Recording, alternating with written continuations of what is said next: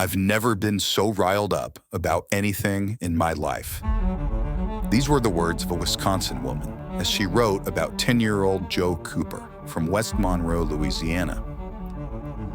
Joe's actions on one day in 1954 sparked a weeks-long nationwide controversy.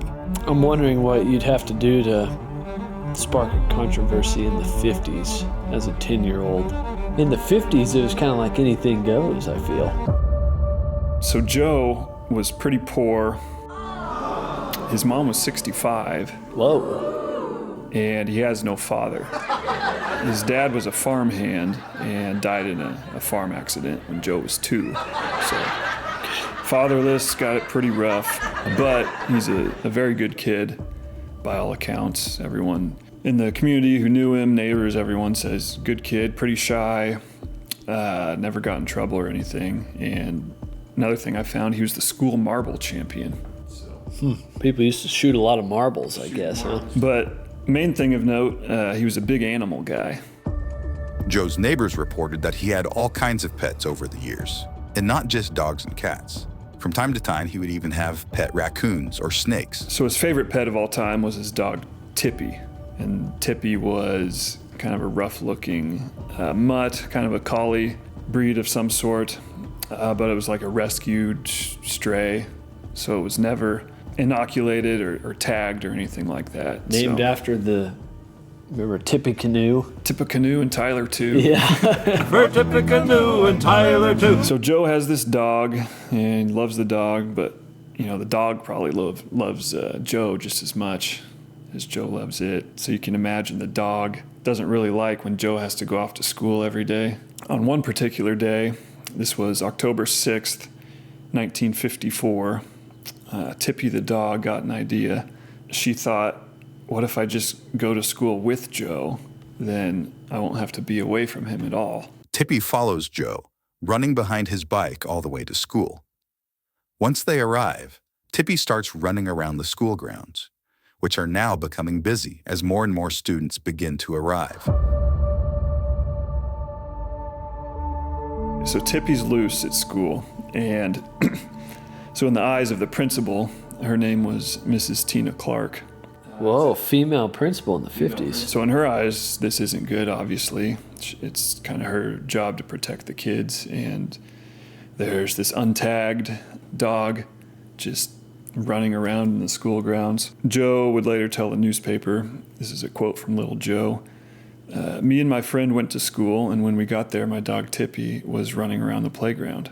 So that's Joe's firsthand account. Mrs. Tina Clark does not like the fact that Tippy is on the loose at her school. So she takes action. She gets the dog corralled inside and locks it in her office closet. Oh, boy.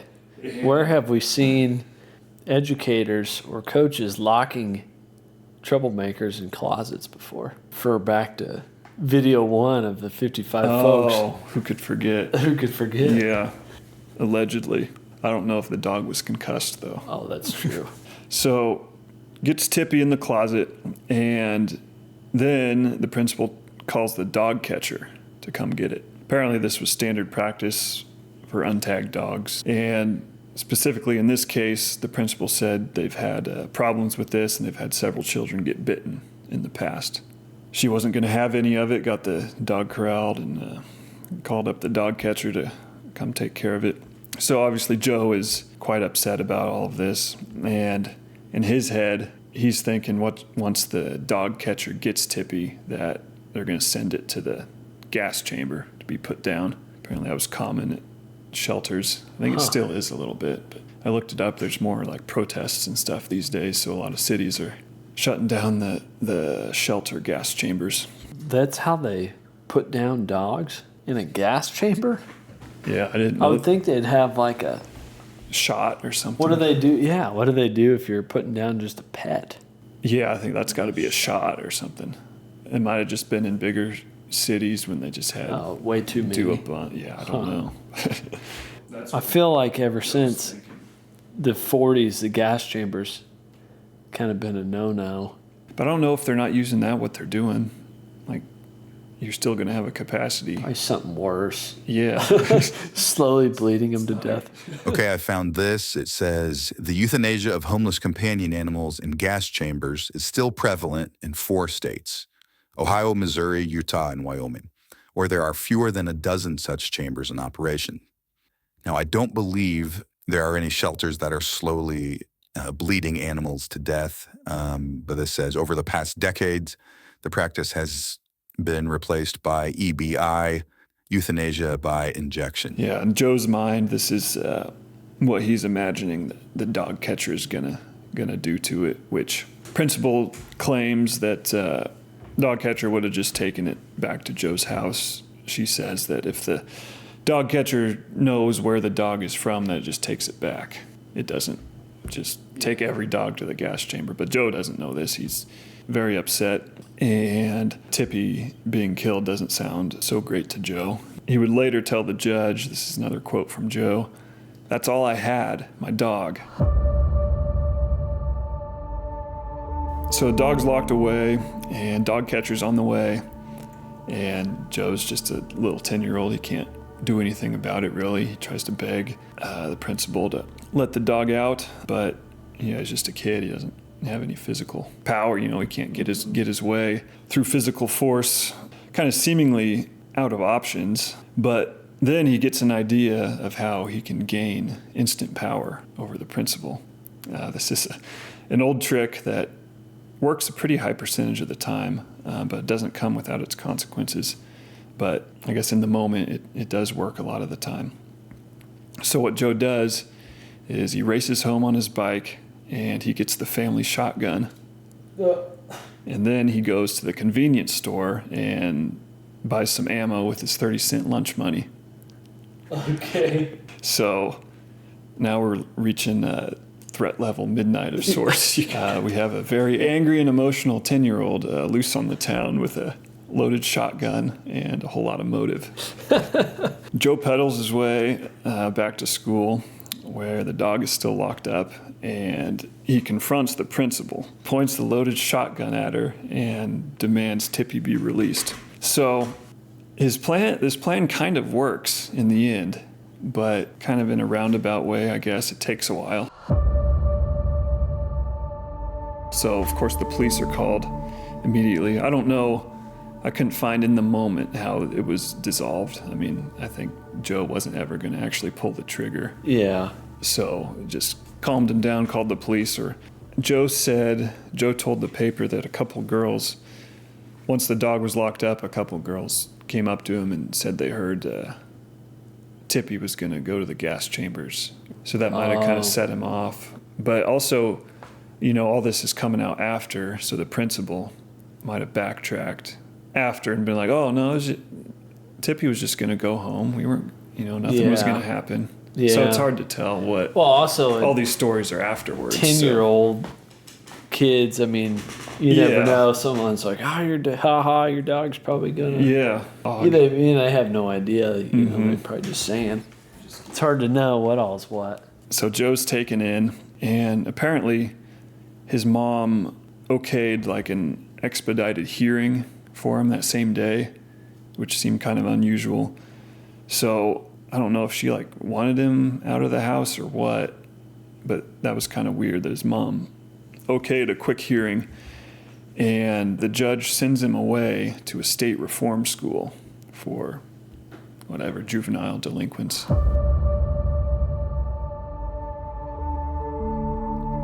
Joe is sent away to the reform school the very same day. Once this story gets out, the outcry begins. Joe becomes a folk hero, and support pours in to try to get Joe's sentence reversed. Basically, everyone is on Joe's side and is trying to give their support to get this judge's decision reversed because they don't want to see him punished. He's painted as this hero for sticking up for his dog. Yeah. It's like, oh, poor old little Joe was treated as this dirty criminal and whisked away, Where, if this happened today, where do you think people would fall? Yeah, definitely wouldn't be, especially in light of all the school shootings, right? it'd be hard for it to even happen in the first place. Just a kid. Yeah. You know, my dad, when he was in college for his public speaking, he took a shotgun in, and it was like demonstrate or whatever. He showed how to clean a shotgun. Was his public speech to a class, and then it just shows you how times have changed. Yeah. So you have to bring in your gun, obviously, and show everyone how to clean it. No, I'm just here for the cleaning demonstration. The cleaning demonstration. That excuse probably ran out of steam. Yeah. After one abuse of it. Yeah. My speech is on how to fire an AR-15. Oh, yeah, he checked in. He's just here for the cleaning. It's fine. Oh, that was a loud sound. That was a lot of loud sound. Why is everyone screaming? It says 4.5 hours after the incident that the hearing and when he was sent off to this reform school. So it was all so fast, and that's a lot of the reason people are upset. I guess you can kind of imagine how it just became the story of the day in a little bit. One family in Dallas, the Hargraves, even offered to adopt Joe and ensure him a full education in college tuition. They said, "We admire Spirit. His fighting spirit made our country great, and his loyalty to Pet indicates the best qualities of American manhood." Amen. I want to know who this communist Mrs. K. Vander, whatever. Tina Clark. What'd I say? So all this time, all this support is pouring in, and it's kind of, outcry is peaking. Joe's already has been at this reform school, so he's been there a few weeks, and all this is kind of progressing. Joe said about the school, "I like it fine here, but I like it at home more." Seemed like it wasn't too torturous or anything for him, but all kind of letters were coming into town for Joe and all this outcry, and eventually it pressured the judge into reconsidering his initial decision, and they kind of backtracked and had a new hearing, and then they said Joe didn't have to stay at the reformatory school. Joe is released into the custody of his half-sister, who was married and had offered to take Joe in. The judge felt this living situation would provide him more guidance than what he had with his mother. Once Joe was released from the reformatory school, a former Louisiana governor spearheaded a big fundraising thing to get him tuition money for a nice prep school, but it was a couple hours away from Joe's home. So they raised all this money, and then Joe and his family were like, "Yeah, I don't want to do that." So then the governor offered to give the money back to the donors, or they could elect to just give it to the family. What'd they do? I assume most people would just say keep it or give it to the family, but this former governor guy seemed like one of those attention-seeking type guys, saw an opportunity to jump in on the story and demonstrate how he's helping out, Yeah. Afterwards, the locals were still all riled up against the principal, Mrs. Tina Clark. There was a large petition group forming to have her removed from her position. And there's a huge petition to have her fired or removed from the school just for this incident. It wasn't like a string of things. It was just all as a result of this. This committee got over 500 signatures in support of removing her, and they take it to the school board, but the school board backs up the principal. And then Mrs. Tina Clark sued the top organizers of that petition group for $30,000 each for defaming her name, I guess. That was kind of interesting. Well, she shouldn't have put Tippy in the closet. Should have thought before she put Tippy in the closet. It'd be cool if you could see what actually happened to Joe. Because he'd only be 80, but I tried searching newspapers and stuff, couldn't find anything. No. He could have been D.B. Cooper.